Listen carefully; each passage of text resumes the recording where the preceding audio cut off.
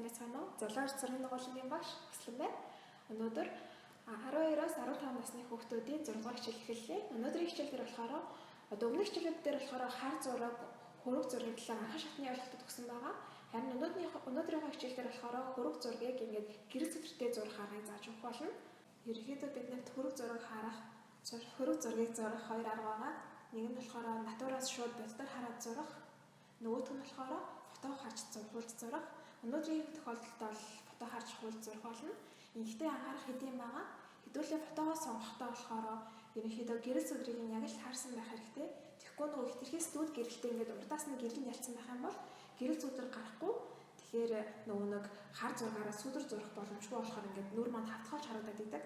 Тийм болохоор нэг талаасаа эсвэл дээрээсээ тийм гэрэл өгсөн сүдрийг нь эхлэлийгт анхаарч зураг сонгох хэрэгтэй. Хоёрт болохоор толгойн хөдөлгөөн их чухал.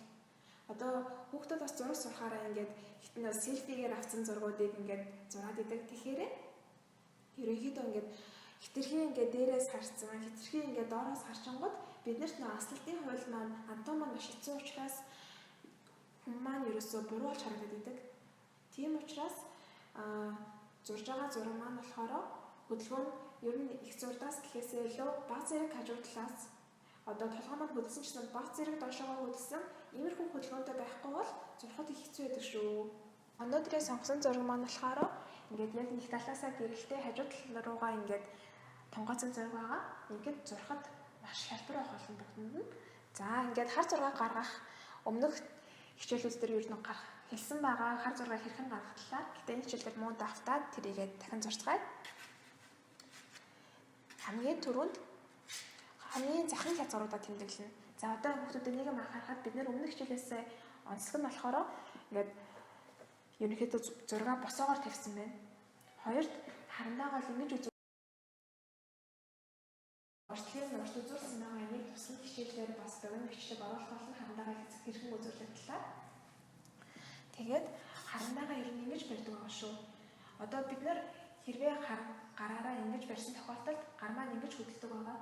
Одоо бидний ингээд нөгөө нэг урт зураас урах харагдаж байгаа шүү. Ингээд гарын малайцаар. Харин энийг ингээд урт барьчих юм бол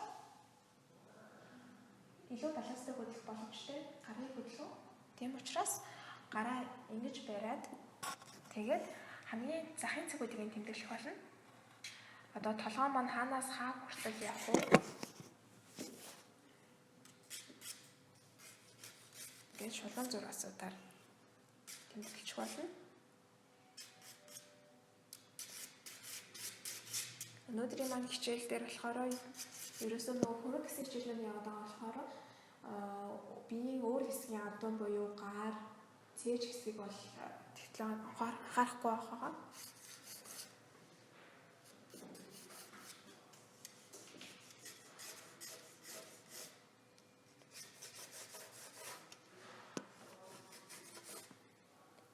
Ингээд ерөнхий цаасандаа хэрхэн байрлах маань ингээд ерөнхийдөө харагдаж байна.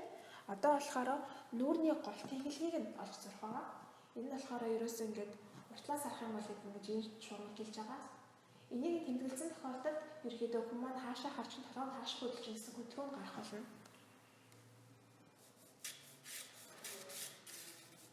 Ингэхдээ ингээд одоо хүн зурж байгаа тохиолдолд ерөөсөө битээ тэгж хитрхи тэгшүүн зураас гарах гэж хичээж байгаарэ.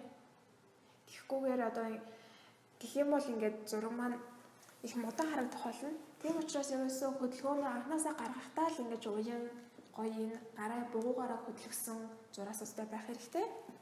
Одоо голын тэнхлэгээ ч гэсэн бид ингэж юм буурхий зөөлөн тэнхлэгтэйгээр зурж байгаа. За одоо дараагийн зураг тэнхлэг болохоор хөмсөг буюу духны хөдөлгөөн. Одоо энэ дээр болохоор ингээ хажуу жишгээ хэр хөдөлж байгааг харуулсан бол одоо духны хөдөлгөөнөөр дээшээ доошоо хэр хөдөлснийг нь тодорхойлох байгаа. Энийгээ бүгдээрээ эхлээд л гаргахдаа зөв гарчих юм бол хөдөлгөөн маань зөв харагдах болно. За толгой маань ерөнхийдөө өндөг хэлбэртэй. За өндөг хэлбэр дээрээ ард нь хүзүү байрлаж байгаа. Ер нь анхнаасаа толгоогоо зурхтаа л хүзүүгийн хөдөлгөөнийг зөв гаргаад явчих юм бол биед дараа нь маш амрах болно. За ингээд доошогоо тонгоосон хөдөлгөөн байгаа. Ерөнхийдөө ингээд энэ хэдэнд хэлний татчихад ерөнхий хөдөлгөөн маань гараад ирж байгаа.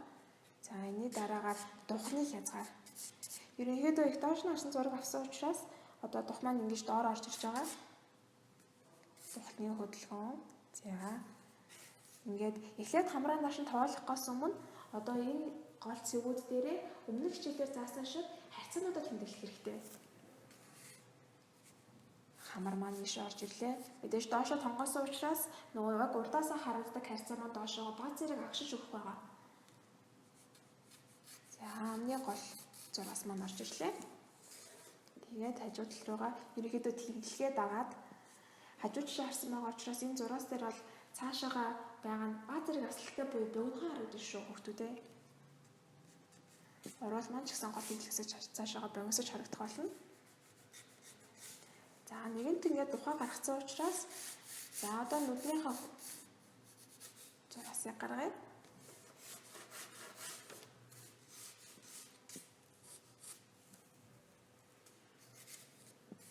Их хөдөлгөөн өгсний заагаа ерөнхийд нь гаргадаг юм. За одоо багшаагаас хараад энэ харандаага яаж татж байгаа эднэрийг сурж аваарай.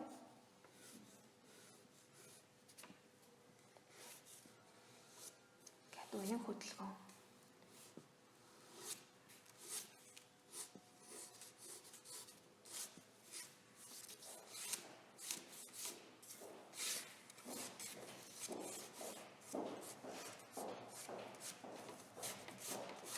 Гадны маань хөдөлгөөн орж ирлээ. За одоо болохоор нүдний маань бас яг энэ урдаасаа хаанаас хаа хүртэл байрлаж байгаа. Энийг нь болохоор ингээд энэ нүднийхээ тэглэлтээр байлгаж өгөх болно. Нүдээ хүүхдүүд бас маш их гаргадаг алдаа болохоор нэг нүдээ зурчаад нөгөө тэглэгээ ерөөсөө тэмдэглэхгүйгээр дараагийнх нүдийг зурхаар дээр дор болчиходдаг. Тэгэд одоо энэ хоёр зурсан нүднийхээ алийнхаа арилгахгүй алин зүг бэ гэдэг дээр маш их хэлцээтэй байдаг учраас анханасаа л тэглэгээ зүг гаргах хэрэгтэй.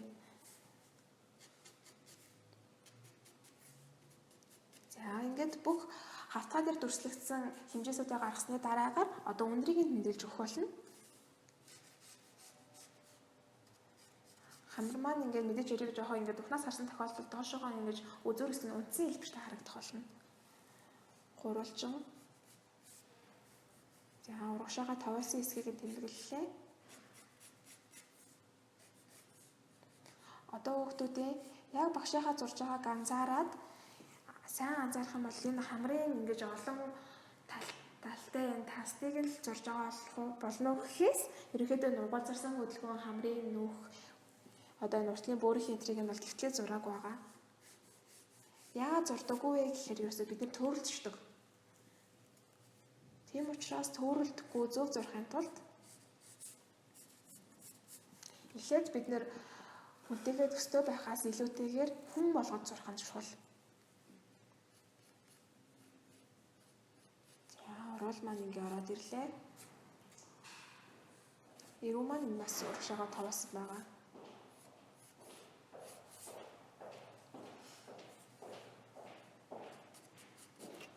Одоо бид нэр одоо ингээд нэг дотоогоо болохоор бидний хацрыг болохоор ингээд бас энэ хоёр тишээ тэгшэлтэй байгаа учраас энийг нэг тэглэг татан хацрынхаа хамгийн өндөр хэсэг буюу энэ шанааны хэсгийг тэмдэглэж болно.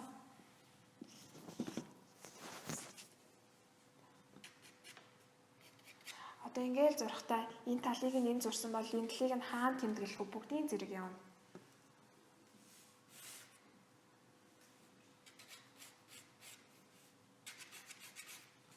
Ерөнхийн гадаад хөдөлгөөн төстэй болж эхэлж байна.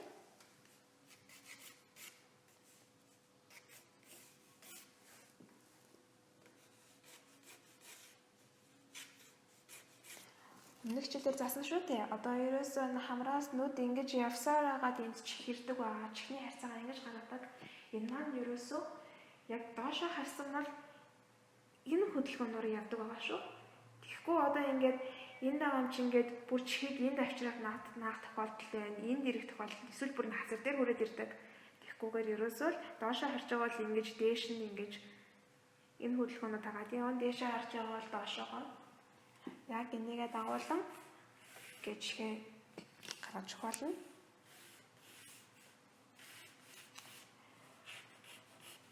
Хэдэн зураас татчаал. За одоо энэ чихний мөн хөдөлгөөн энд мөн үү биш үү гэдгээ байнга харьцуулаад явах хэрэгтэй.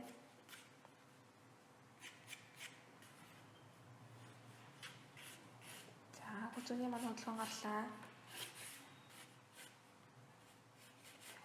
Гэсэн шүү дээ багш нь өнөөдөртөө болохоор ерөнхийдөө нуурны хэсэгтэй л анхаарна. Тэгээс үлдсэн хэсгийг нь болохоор ерөнхийлөө үлдээх болно.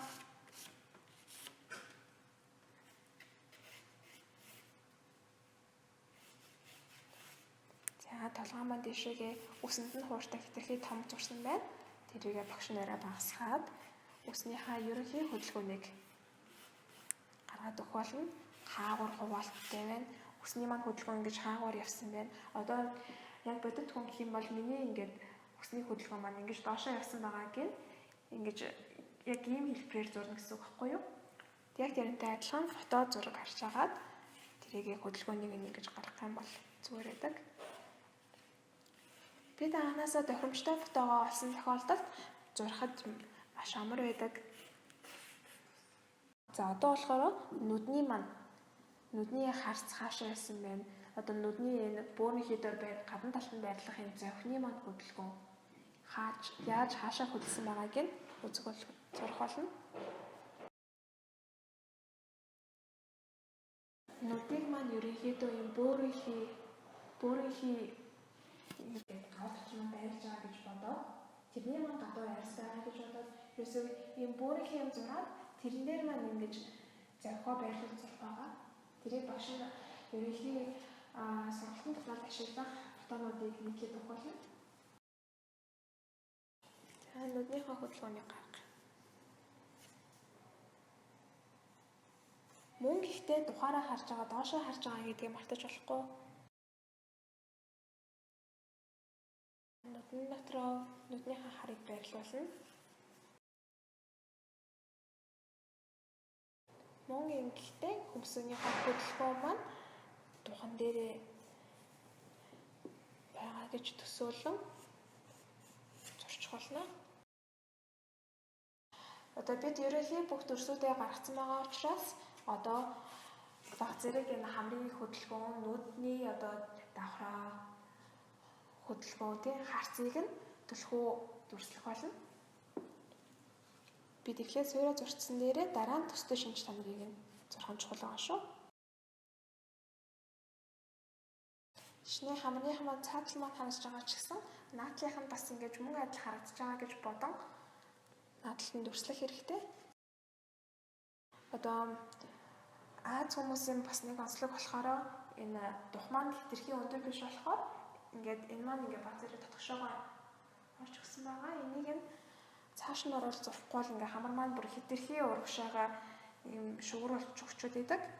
Яг ингээд дух явж байгаа батгшоогоо хонхоогоод эргэж наашаа гарч ирсэн байгаа шүү. Одоо хамрын уруулны нэг хэсгийг зурхтаа юусэн хамрын дотор талаас нь доод талаас нь ингэж хэлж зурж байгаа. За уруул маань наашаа товгор учраас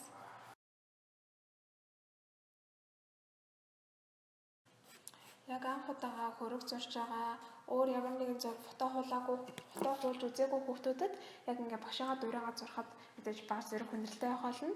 Яагаад гэвэл хөрөг зурхад эхлээд хүний гавлын бүтэц дээрээс нь булчин, нүүрний булчин, арьс маань хэрхэн байрлалыг мэддэг байх хэрэгтэй байдаг. Гэхдээ бид нэр тэрийг заавал мэдхгүйгээр ерөнхийдөө сонирхогчийн төвшөнд хөрөг зурхад бол ингээ мэдрэмжтэй дагаад явхад бол нэг бурууддаггүй.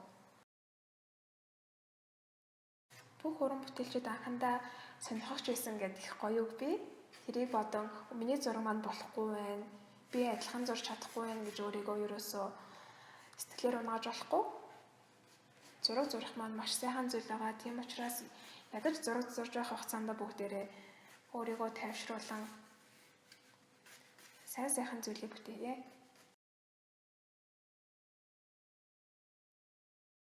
Хүзөөгөө болохоор ерөөсөө юм цилиндр хэлбэртэй л гэж бодох хэрэгтэй.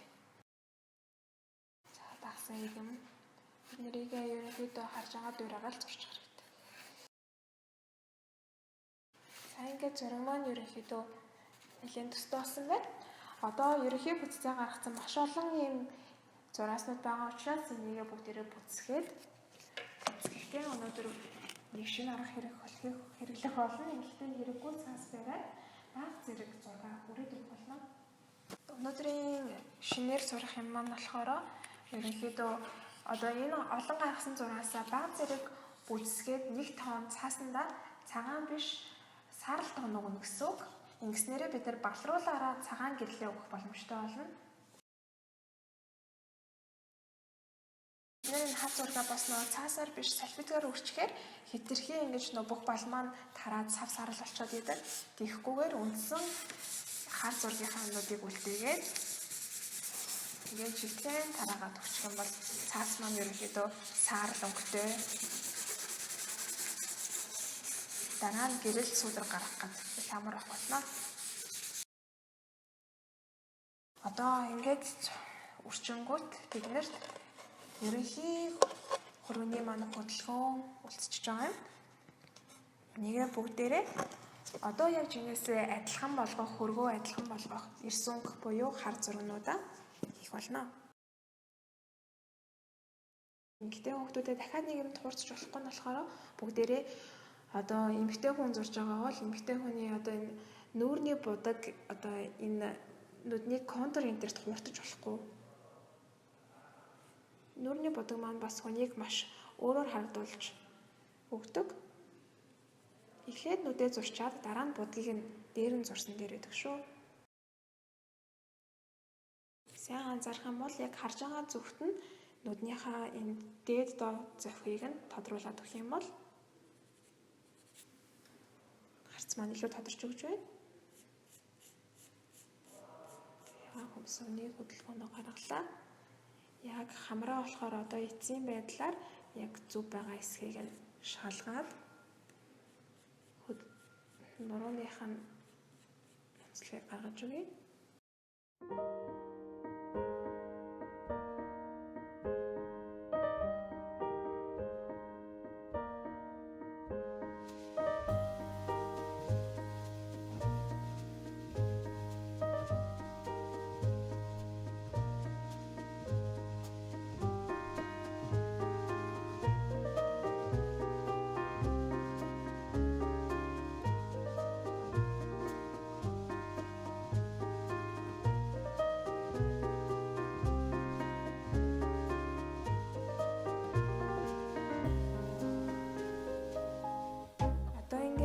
Тэмдэглэж явахдаа бүгдээрээ гэр сүүдрийн хааны сүүдрийнхаа заагуудыг арай бага зэрэг бараанаар тэмдэглээд өгөх хэрэгтэй. Ерөнхийдөө нүүрэн дээр гарч байгаа сүүдэр болгоно маань бидний нүүрний булчин лагаж гарсан сүүдрүүд байгаа. Бид нар ч гэсэн хар зураг зурхтаа гэрээ сүүдрийг тавихтаа нүүрний булчин одоо булчингийн бүлгүүнийг дагаж зураасаа тавьдаг байгаа шүү.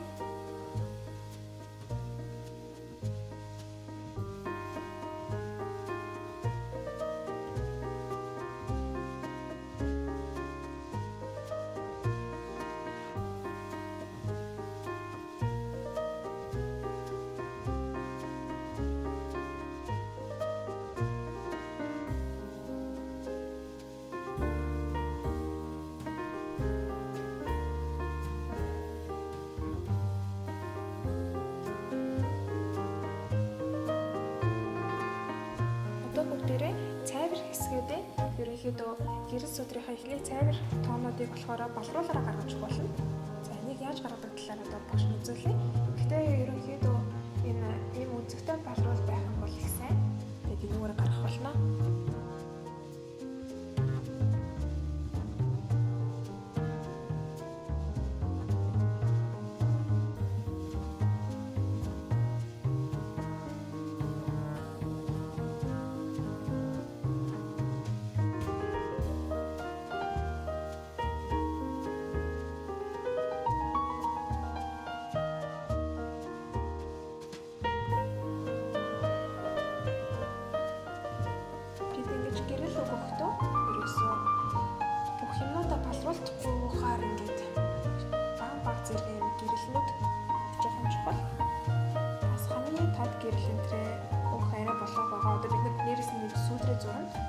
одоо энэ гэрлүүд маань шууд дахиад нэг том буурч саарал болно гэсэн үг.